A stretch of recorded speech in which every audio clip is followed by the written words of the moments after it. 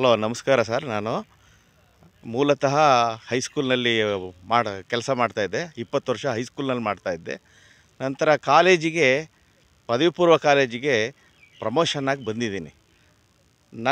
ನನಗಿಂತಲೂ ಈಗ ಹೈಸ್ಕೂಲ್ನಲ್ಲೇ ಇರ್ತಕ್ಕಂತಹ ಶಿಕ್ಷಕರಿಗೆ ಹೆಚ್ಚು ಸಂಬಳ ಬರ್ತಾಯಿದೆ. ಅವ್ರಿಗೂ ನಮಗೂ ಹೆಚ್ಚು ಕಡಿಮೆ 7-8 ಸಾವಿರ ರೂಪಾಯಿ ವ್ಯತ್ಯಾಸ ಆಗ್ತಾಯಿದೆ. ಇದು ಅನ್ಯಾಯ ಅಲ್ವಾ? ಯಾರ ಹತ್ರ ನಾವು ಹೇಳ್ಕೊಳ್ಳೋದು? ಇತ್ತೀಚೆಗೆ ಬಂದಂತಹ ಮೊದಲು ಆದೋದಂಥ ಎಲ್ಲರಿಗೂ ಕೂಡ ಈ ಸಮಸ್ಯೆ ಹೇಳಿದ್ರೂ ಕೂಡ ಯಾರೂ ಕೂಡ ಈ ತಾರತಮ್ಯವನ್ನು ಬಗೆಹರಿಸಿಲ್ಲ. ಈಗ ಶಿಕ್ಷಕರ ಕ್ಷೇತ್ರದ ಒಂದು ವಿಧಾನಸಭಾ ಪರಿಷತ್ತಿನ ಎಲೆಕ್ಷನ್ ನಡೀತಾ ಇದೆ. ನಾಳೆ ನಾಡಿದ್ರಲ್ಲಿ ಬರ್ತಾ ಇದೆ. ನಮಗೆ ಯಾರಾದರೂ ಗೆಲ್ಲಿ, ಆದರೆ ಅವರು ನಮ್ಮ ಸಮಸ್ಯೆಯನ್ನು ಬಗೆಹರಿಸಬೇಕು. ಶಿಕ್ಷಣ ಕ್ಷೇತ್ರದಲ್ಲಿ ಹಲವಾರು ಸಮಸ್ಯೆಗಳಿದೆ.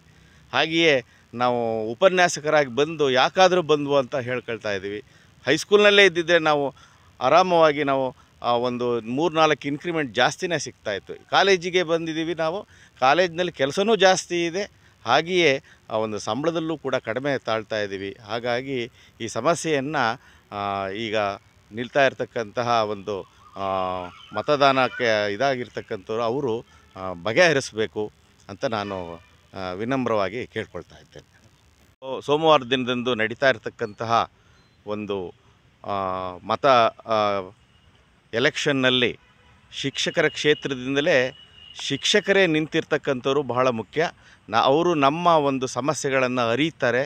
ಹಾಗೆಯೇ ಹಲವಾರು ಶಿಕ್ಷಣ ಸಂಸ್ಥೆಗಳಲ್ಲಿ ಕೆಲಸ ಮಾಡಿರ್ತಾರೆ. ಹಾಗಾಗಿ ಈ ಒಂದು ಚುನಾವಣೆಯಲ್ಲಿ ಶಿಕ್ಷಕರಿಗೇ ನಾವು ವೋಟ್ ಕೊಡ್ತೀವಿ ಅಂತ ಅಂದ್ಬಿಟ್ಟು ಈ ಮೂಲಕ ನಾವೆಲ್ಲ ಹೇಳ್ತಾ ಇದ್ದೇವೆ.